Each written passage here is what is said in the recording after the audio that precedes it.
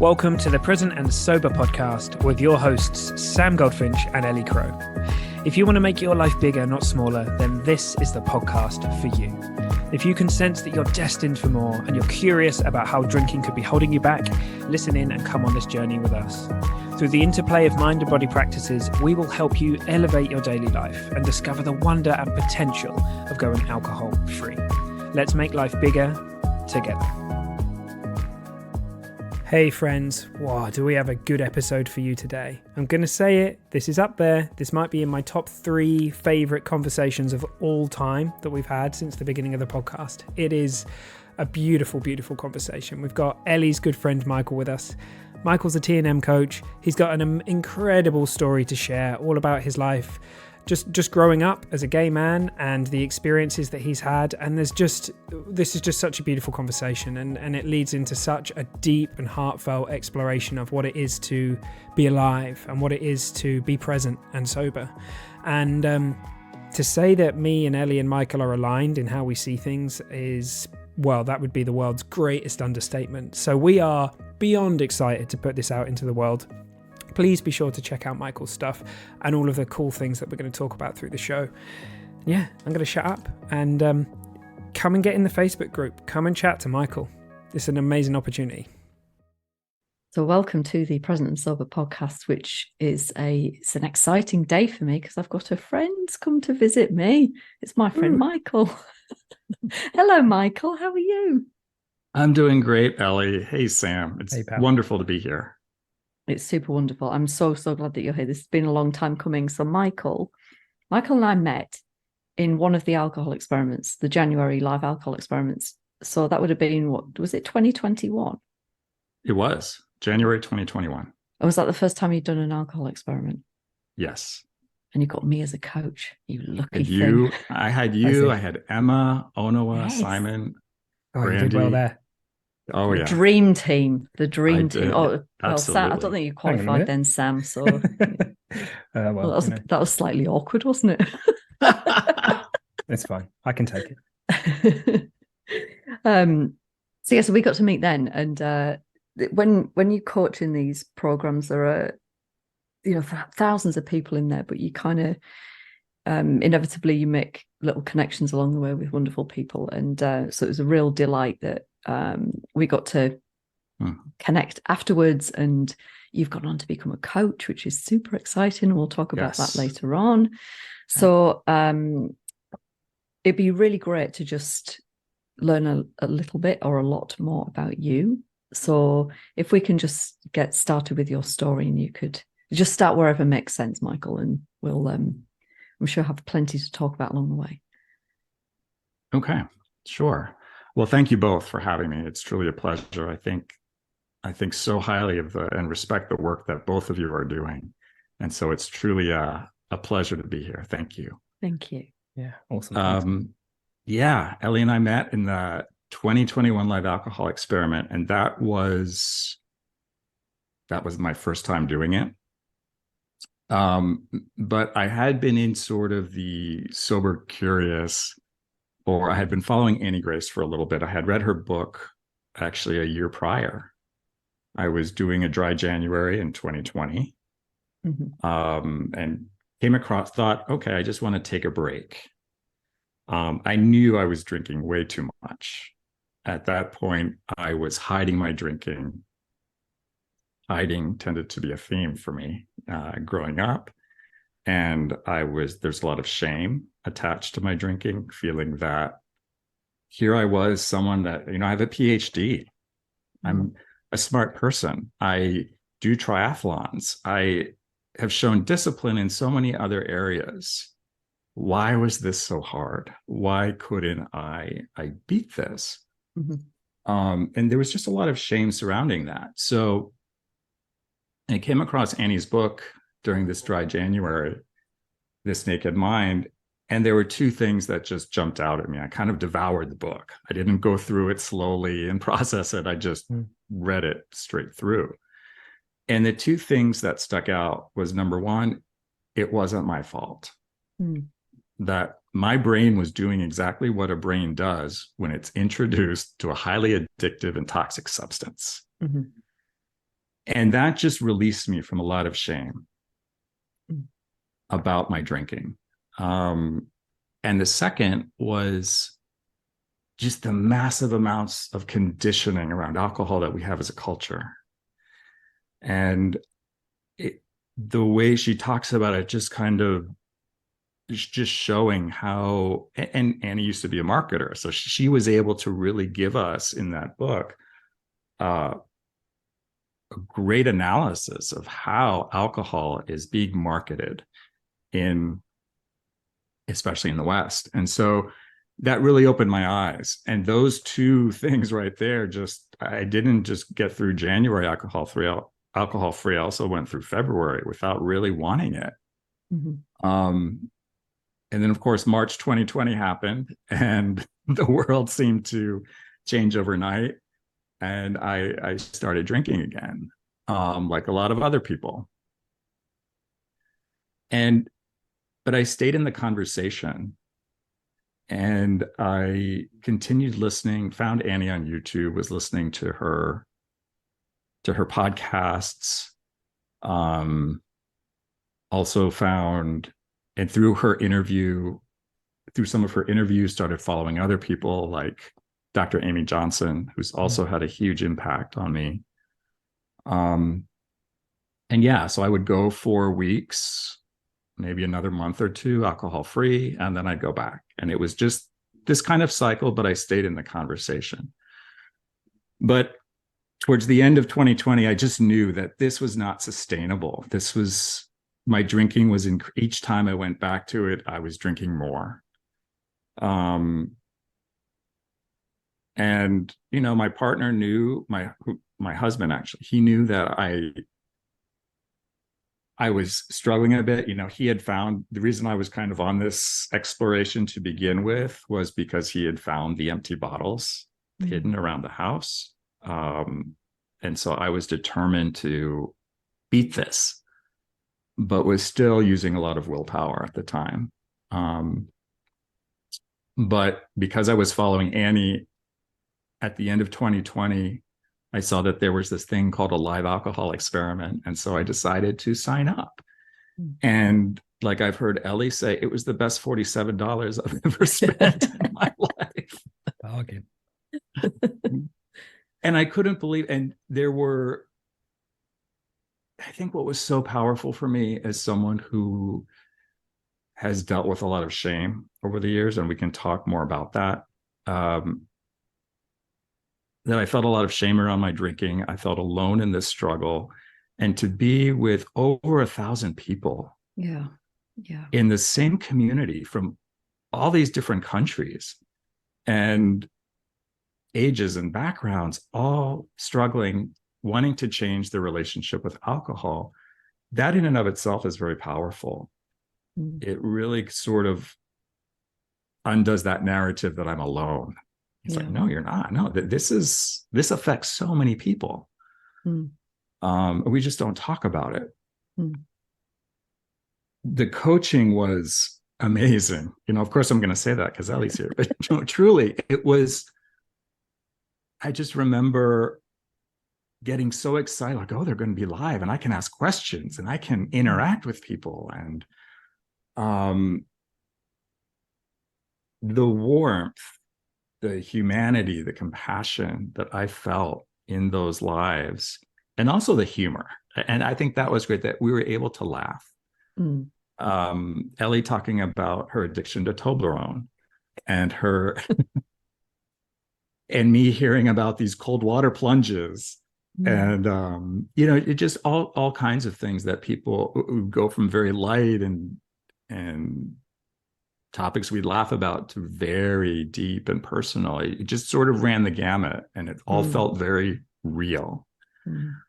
And of course, the content in the live alcohol experiment, the beginning activity of writing down our whys, why we drink and why we want to change our relationship with alcohol, is very powerful. I listed probably 10 things about why I drink. And of course, they're all very common ones about it helps me relax.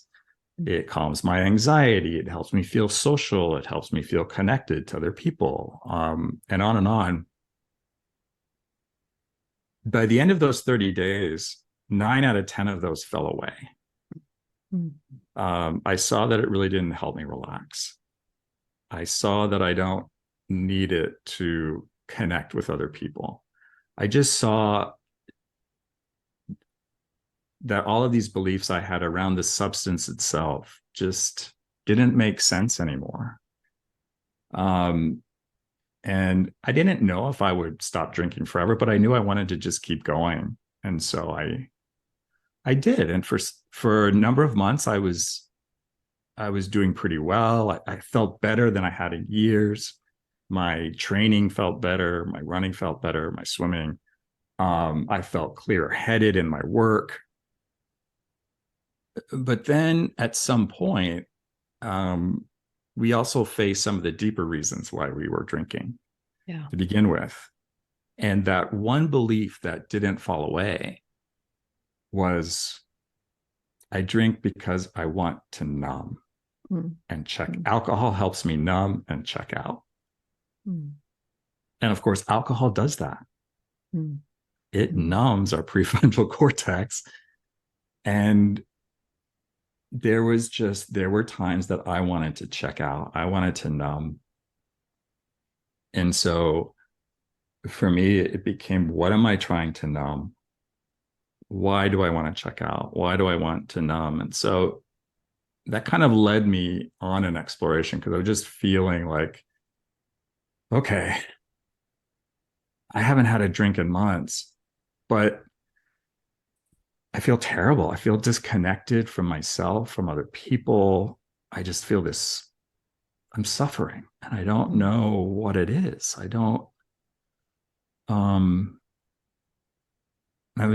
was in a depression. My anxiety was coming back.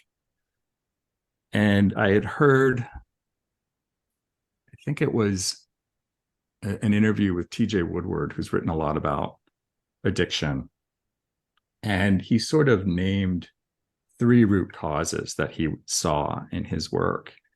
And the 3 root causes that he sees are toxic shame, unresolved trauma, and spiritual disconnection.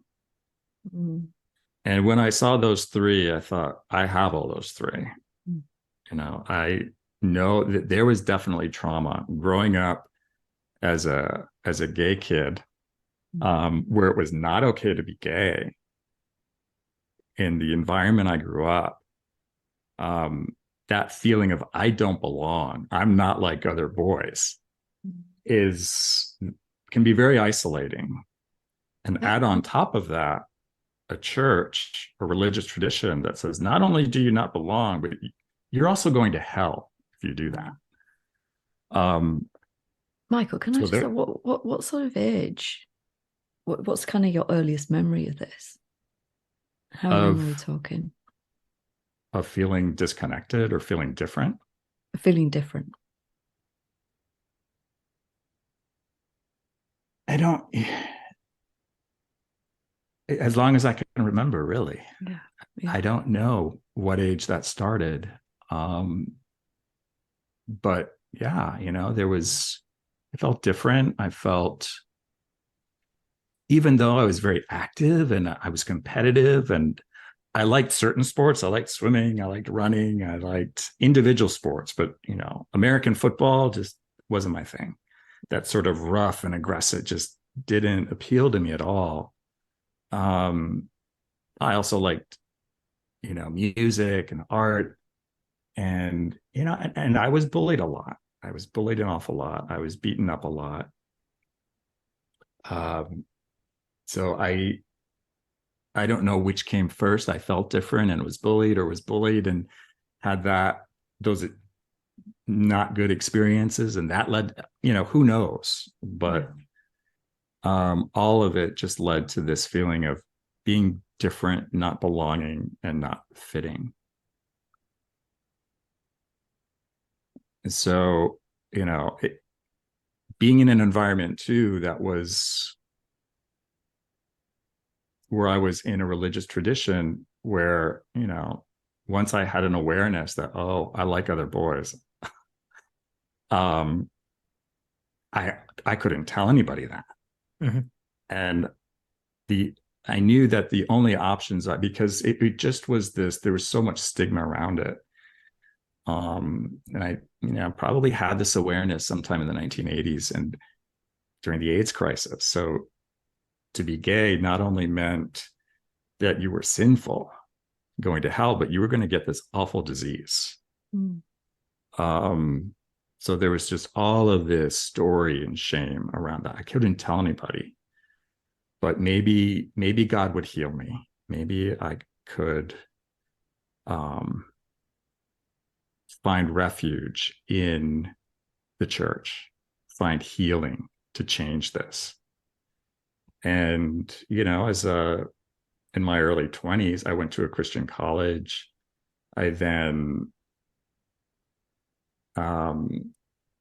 was part of a Pray the Gay Away ministry to try and change my sexual. I was doing reparative therapy because who I was not okay. It was sinful, and it had to change, or I would go to hell, or I would just live this miserable celibate life.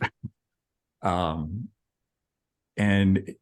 neither of those options seemed like good options. So that's what I was doing. And I eventually saw that it wasn't working. And I was becoming more and more uncomfortable with the pressure to date women. And I just thought, I'm not going to, some of my closest friends are women. I'm not going to, it just seems so disrespectful to use them as an experiment to see. I just thought, no, I'm not doing that. Mm. And as I started to question what was going on in some of these, in this program, there was a lot of gaslighting going on. It was my problem. They were my issues. I'm just not trusting the process. I'm projecting my issues onto the leader. It's my problem. It's not. Mm. There is no controlling authority. There is no manipulation here. It's your issue. And so there was just sort of layer upon layer of this. I was struggling. Fortunately, I was able to get out of that community when I went to graduate school to do my PhD. But even though I left that community, the struggle was still there between my sexuality and my faith. And at one point, I called a mentor. I went to go see a mentor of mine who was a pastor of the church, had gone back for some event, and just telling him just that I was in this tug of war. I was feeling all of this pain. And I remember he looked at me and he said, "Brother Michael, Satan wants your soul." And then he repeated it again. "Satan wants your soul." And that just sent chills down my spine. And I started sobbing. But I see now that those tears were really because I realized that I was saying goodbye to this community, to this ideology, that I could no longer be part of this, that it was no longer who I was. And there was grief there. I think when there is religious trauma, which is what I call what I experienced, it can be complicated because there were good things. Nobody enters these to say, "Oh, yes, I want to be told that I'm going to hell. I want to be manipulated. I want to be controlled." We go into a community thinking we're going in to find support, to find acceptance, to be able to, express what's on our minds and hearts. And so losing that was painful, but I knew I couldn't be part of that anymore. So when I was working on my PhD and I was socializing then with all these other people, of course, there was alcohol. And I hadn't been a drinker before because it hadn't been part of that context. So alcohol was introduced in social situations, and it was like, holy cow, where has this been all my life? This tug of war was just gone. The anxiety about, the eternal fate of my soul was just no longer an issue. Everything just seemed to quiet. And I had this sense that everything's going to be okay. And my mind, my brain remembered that.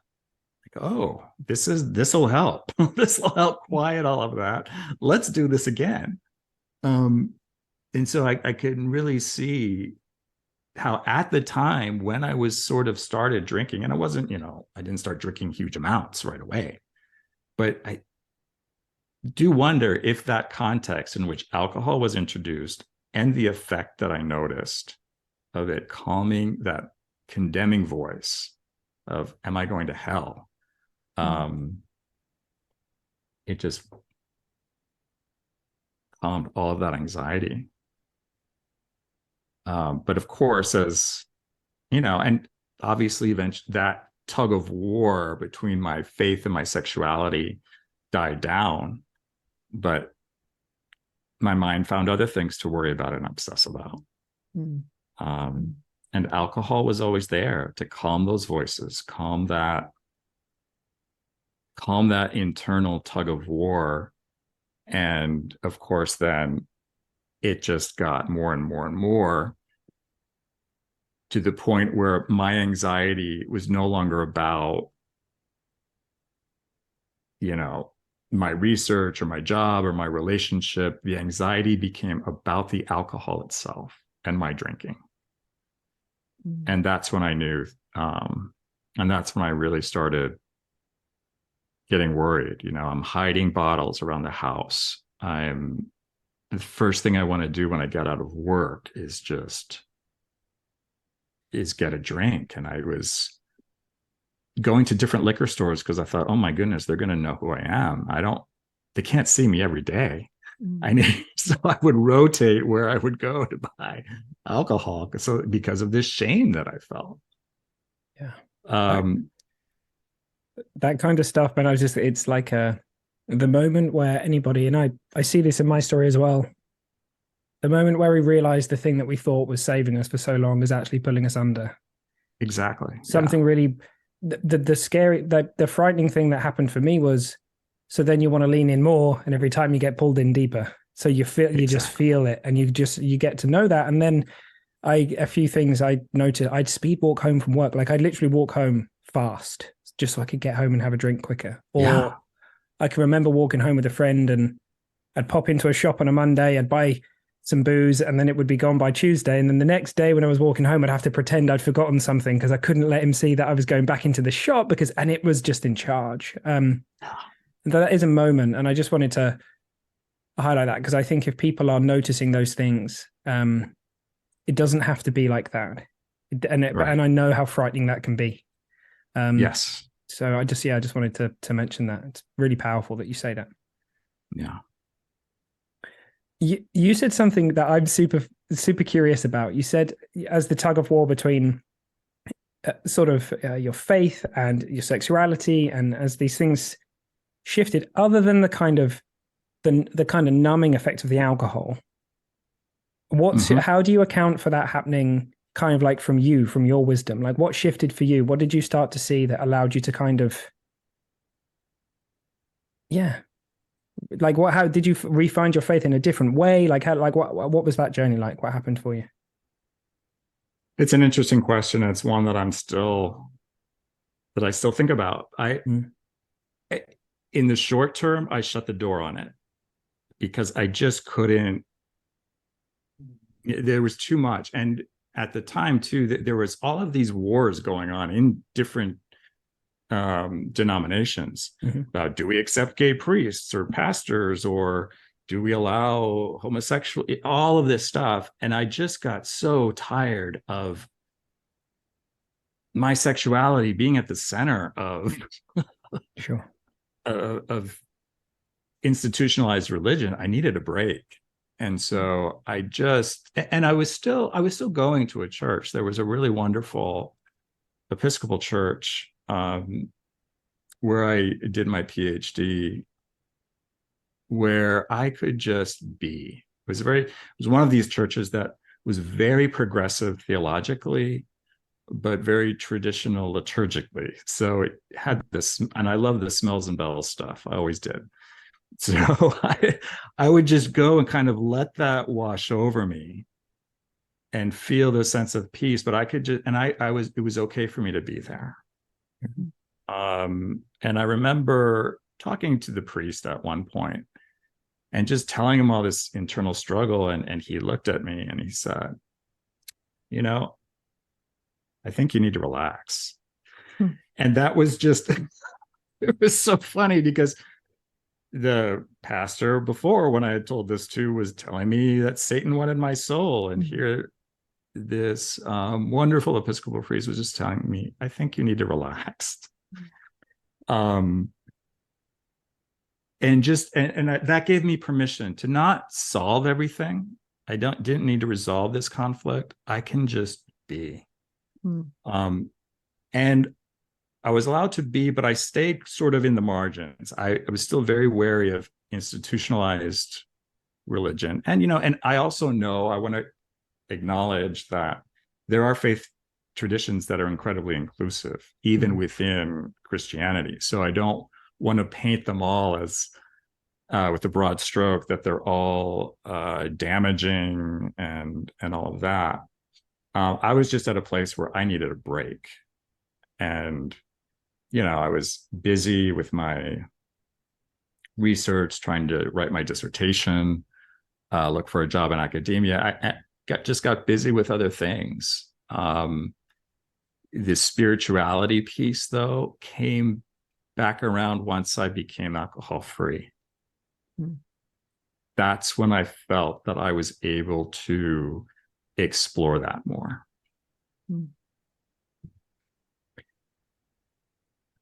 I love how wisdom spoke to you in certain moments of your journey, buddy. I just love it. I love in that moment where that pastor said those words to you, both in the just relax and also in the horrific words that were said. Like, it's wisdom was just so there with you. Like the feeling that came up in you, despite it being very difficult to grieve and to move through that and to release that. I think that's just beautiful, because to me that is spirituality. To me, that's spirit. That's the formless. That's us communing with ourselves. And they really stand out to me. That moment of just relaxed, that sounds so simple, but we talk about all the time, as you know, on the show, like there is a world of deeper feeling in all of us that's guiding us all the time. That just relax. Like if that thinking is taking you to that place, just orient somewhere different. It's beautiful that helped you so much. And then taking alcohol out, then suddenly there's I don't think we ever lose touch with who we really are, but it definitely seems there seems to be a correlation between drinking less or not drinking and having more kind of a felt experience of that, right? Absolutely. And another time where I felt that life was living me. And I love that expression that I've heard used, that life lives us. And I don't mean in a passive way that we're just carried about, but that we are not separate from life. Yeah, we are. We are life. We are part of life. And so we are lived. When I was in this funk after being alcohol free for a while, and all of this stuff, thinking about the toxic shame, the unresolved trauma, the spiritual disconnection. And I was in Spain at the time. This was in the summer of 2021. I was listening to Amy Johnson speak about loneliness. She was answering a question that someone had written about. And I just really related, my sense of feeling disconnected And what she said, or what I heard, just sort of rocked my world, because she said, you know, how interesting is it that we can be with the people we love, the family, and yet feel alone and lonely. Yet we can be alone without people in nature and sense this oneness and feel connected. So this feeling of loneliness, of disconnection, really has nothing to do with how many friends I have, whether I had a traumatic childhood, whether I was bullied, whether all of this stuff. And she said, what if that's a story? And what if what's really true is that as humans, as part of life, we share the same essence. We are of the same essence, and we are connected more than we can possibly imagine. That is our default nature. And we have a mind that's telling us, but what about my past? What about my... And can we at least get curious about that deeper, that just consider what if? And I remember she said, don't take my words for it, just consider, be open. What if connection is your default? And I just welled up with tears, because, like you said, Sam, we never lose that. We never lose that connection. And in that moment, I knew that what she was saying resonated so deeply. And I remember leaving the flat I was in and going to the central market, and just all this bustle of people and people I didn't know, but just having this deeper sense of oneness, of connection with all of these, with all of it. And that was a very powerful moment for me to see that, oh, I don't have to fix, I don't have to resolve this trauma. I don't have to look for a connection out there. I don't have to do anything to release shame. My default nature is connection. In this present moment, there is no trauma. Yes, bad stuff happened. But when I'm feeling this disconnection, when I'm suffering, I'm caught up in my mind's story about the past or a fear of the future. It's not here now. And that's when things started to shift for me. And that's when I kind of came back into the spiritual conversation. It was interesting, because as soon as I heard those words from Amy Johnson, I was welled up with tears, but then another voice came in and said, that's so woo-woo. Why is there always two bloody voices? I know. Because one of them's panicking about what it means for it. What it means for me in my life and my identity, all that sort of stuff. I love that. That is such a touching thing to share, and I really love. It just looks so true to me what you said. The connection is a fact. The feeling of it may ebb and flow, but it doesn't. Right. It doesn't. And it's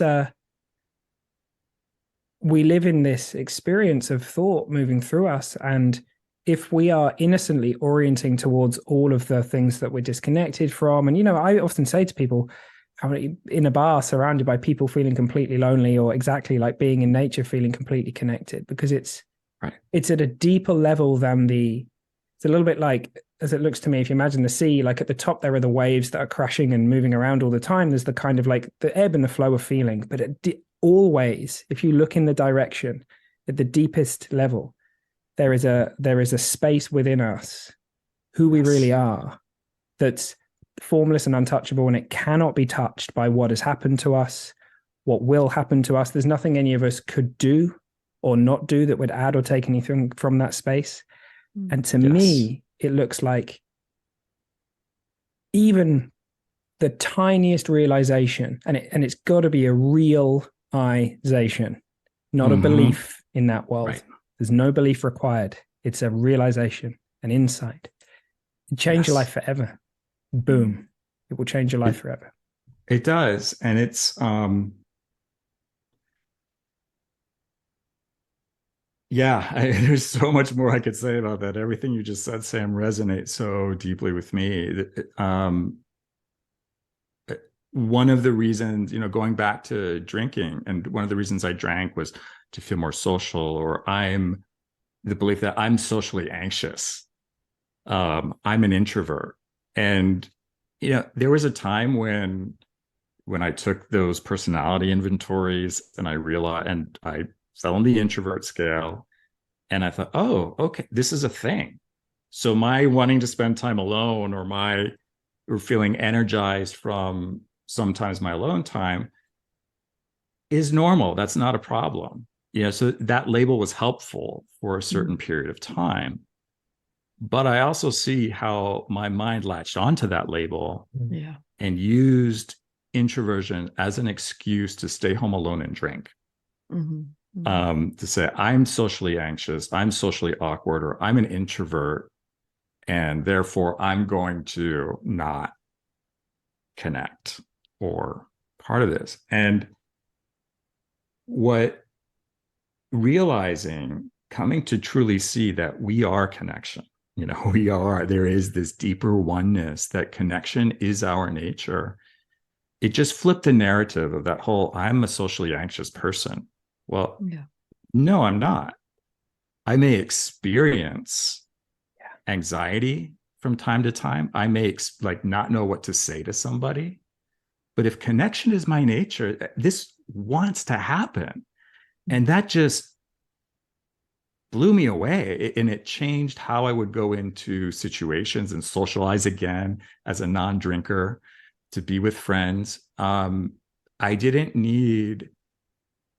no longer needed strategies to cope with getting through these situations or events, because I now saw them in a very different way. It was, like you said, that insight that just changed everything. Yeah. The thing that's just so wonderful, and I love in its entirety the way that you shared your story and your experience and the insight that you had. And what our listeners are going to be able to hear in that is, like, the really fucking good news is you don't have to keep revisiting stuff from the past, no matter how traumatic, challenging, difficult. I speak to people every day that are, and I'm not sort of bagging therapy, but people have had enough of talking about stuff. Yes. And they don't want to have to be re-traumatized over and over again. And what you've beautifully described is how something so simple, or seemingly so simple, can just burn through the whole fucking lot, and it doesn't exist anymore. Not that it doesn't, as you say, it happened, but it's not happening now. And what that then, the opportunity that then presents, and it all, to me, it all comes from like that moment that you were given that word of relax. Because with that, we have to. I was talking earlier on to somebody, and I can see in this person, I can see so much of myself trying to figure things out. And if I can just understand why, I have this tendency to, like, I want to know how and why things work the way that they do, and that can be beneficial and interesting, but it can also keep you stuck. And and there's a couple of women that I'm working with at the moment that have this. It's like, oh, I need to figure it out. It's like, it's like I've got this patchy jigsaw puzzle, and I need to be able to find the last pieces so I can put them in, and then I can kind of stand back and see it in its entirety. And I said, look, the jigsaw puzzle just keep getting bigger, and you'll find more. So just take the jigsaw puzzle, shake it up, and fucking throw it up, like, just like. And then look at it, because that's beautiful. Like you don't need to have like all of that tension and that grasping it never goes anywhere. It just, we think we have this illusion of control of our circumstances, relationships. And just when we think that we've fixed one thing, something else happens. So the really fucking good news about all of this is that there's no problem. There's nothing to fix. It's a case of relaxing into your life and just enjoying it and being with it. And it's not to say there won't be challenge and difficulty, but you have that home base is always there. Always. You're always okay.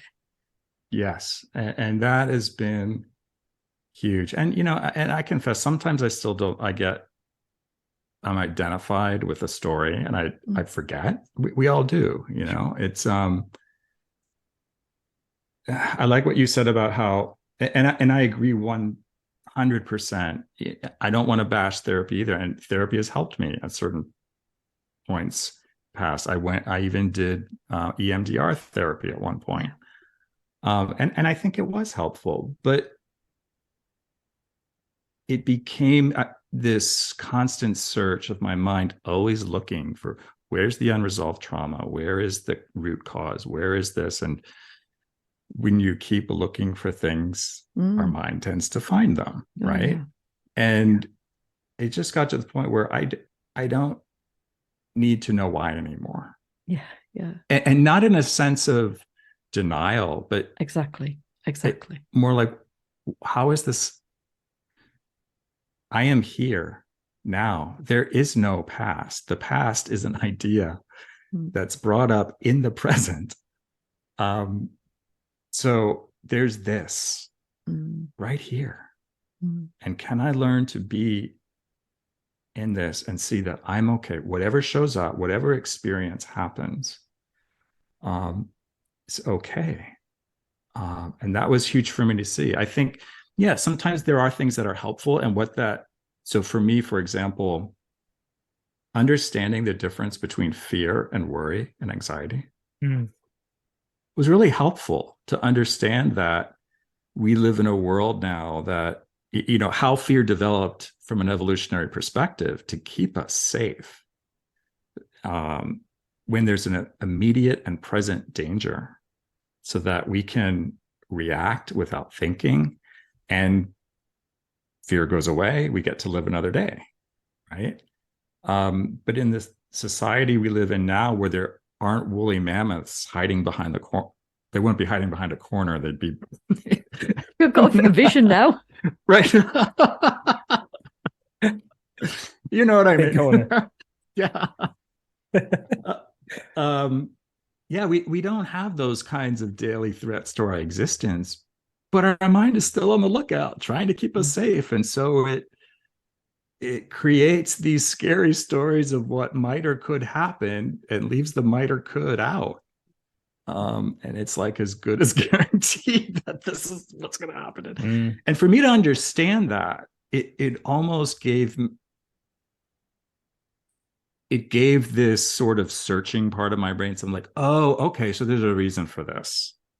So I can kind of just let it be. So I do find, like you said, it can be helpful to understand certain things, but it will only take us so far. Oh, yeah. It looks like this.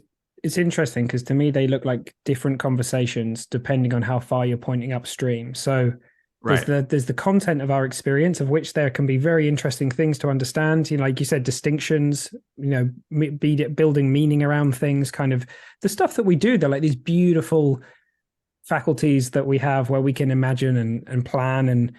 And that looks like a beautiful gift. No one wants to give any of those things up. But back a step, there's a conversation not about the content, but about the nature of our experience and the nature of who you really are. And that's formless. Like that's not in content. That's that's the place from where that comes. Exactly. And the access point to that is a feeling. And that point, that who you really are before this world, before your name, before your ideas of yourself, before any of that, before your feelings, before your thoughts, all of that is completely untouchable. Yes. And that is real. Like that is always here. That's the one thing that is constant. You access it in the present moment, and it's always got your back. And it had your back the whole way through your story, man. That's what I like. I heard it. I loved it because these things are going like, awesome, wisdom in action. Awesome. Look at that. Wow. Look at that. Like the whole way through your story. And I just love it. And look, I know believe it or not, we've been talking for nearly 45 minutes, right? But Wow. that's crazy. I don't know if Ellie's got anything she'd love to know, but here's something I would love to know. If there's anyone who's sitting listening to this thinking, I deeply resonate with this story, and they maybe feel like they're at a certain point, and what would you love them to know? What would you love to share? Love to share that to be curious and just consider, what if not everything your mind is telling you about who you are and what you've done or about whatever, what if you didn't have to believe it all? What if you could just sort of get curious about that experience and know that, and just, consider, what if you are bigger than all of that? What the other metaphor I've heard is the sky and the weather. What if you really are as expansive and open and clear and peaceful as the sky? And we're getting identified with the weather that passes through.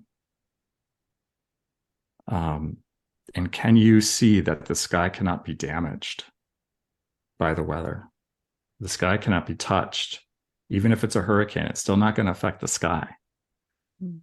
And just, can you lean into that and see, and what shows up for you around whatever habit you're dealing with, whatever stories that seem so real in this moment. Can you find that space and lean back into that expansive sky that is who you are?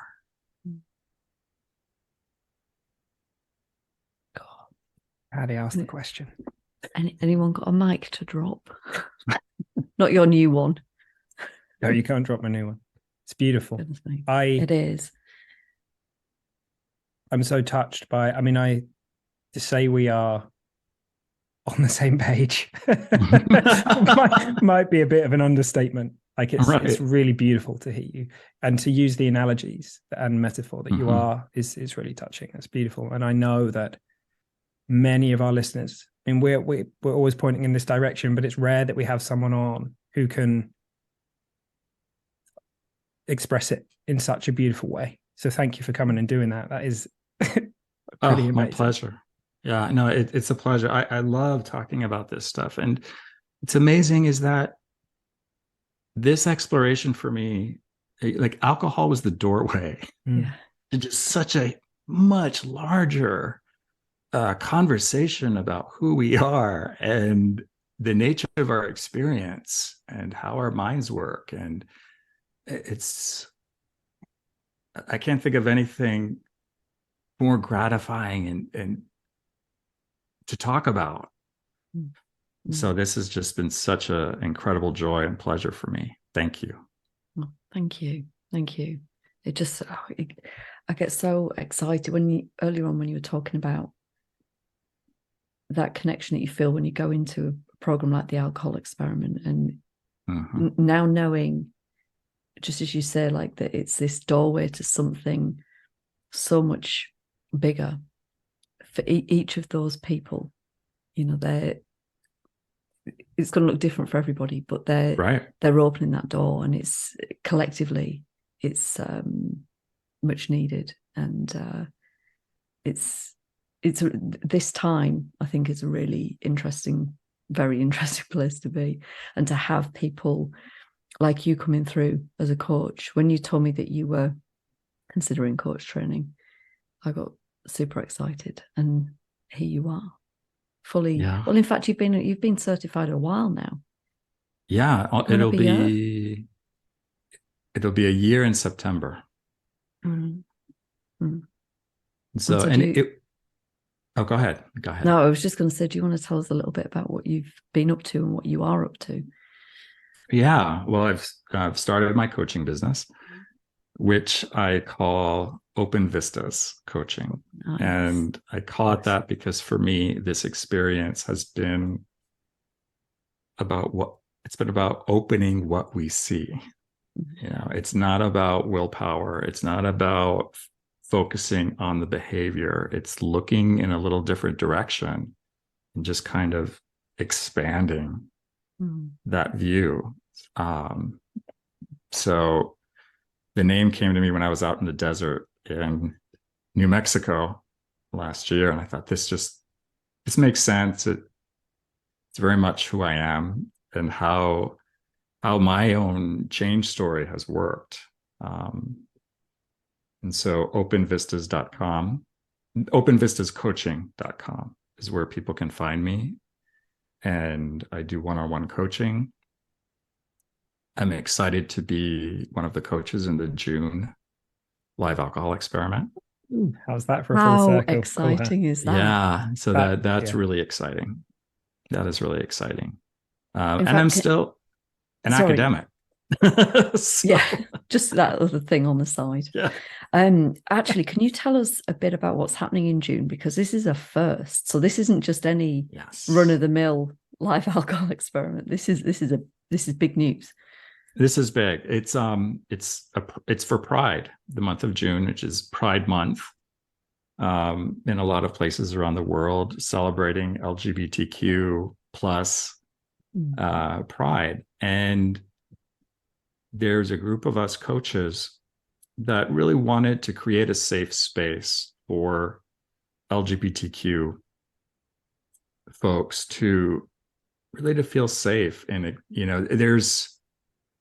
we talked a little bit about shame earlier and hiding, and there can be a resistance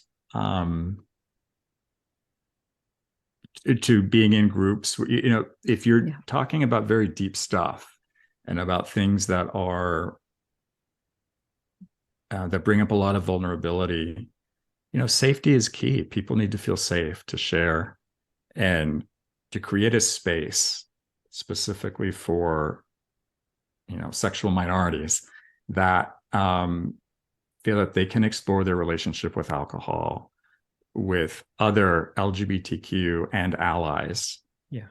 We're just really excited about that, especially considering the higher rates of addiction in the LGBTQ community.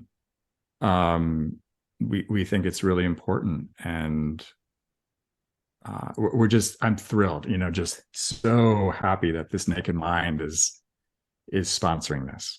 Mm-hmm.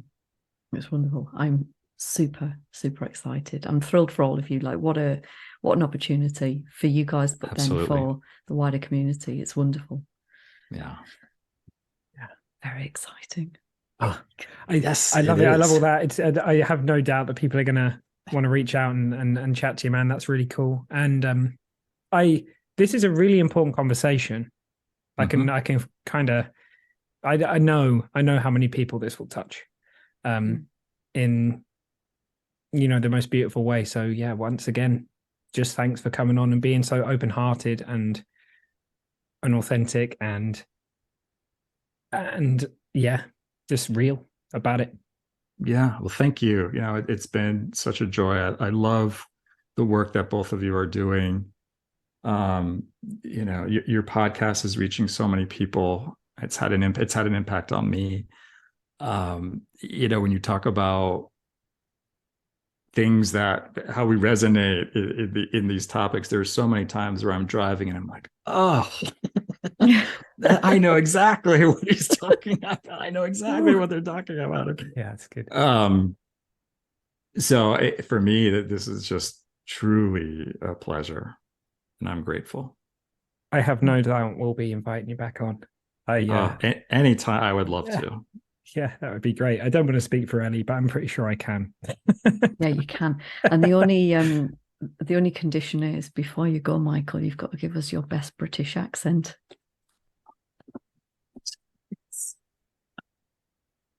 I can't believe you just did that. I did it. I'm getting him back. Oh my goodness. Here we go. It's worth the wait. I promise you. Oh. See, now that you put me on the spot, now I have to think of what it is. What it is that I can say that will come out. And of course it'll come out horribly.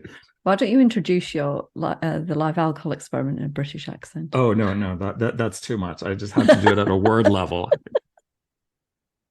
It's fantastic. What about you? Oh, there you go. It's fantastic. That was beautiful.